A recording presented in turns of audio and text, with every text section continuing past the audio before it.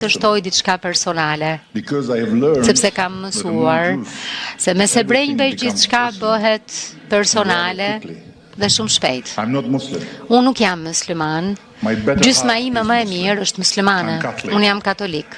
Dy fëmijët tanë më të rritur, nga kapitujt të mëparshëm të jetës sonë, janë të krishterë ortodoks. Dhe më i vogli, djali ynë, 11 vjeçar, do ta vendos vetë një ditë, por duke parë entuziazmin e tij të papërmbajtshëm, sa herë i thuhet se mund të lëm dëshirat e muri lotëve, ideja se një ditë ai mund të zgjedhë të bëhet hebre nuk është as pak e pabesueshme.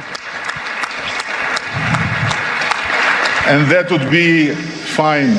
Për ne do të ishte krejt në rregull.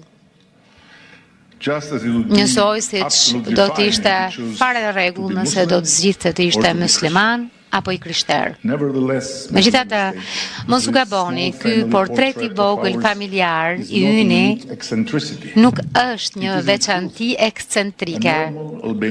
Është në të vërtetë një histori normale shqiptare. E njëjta gjë vlen për 4 komunitetet tona tradicionale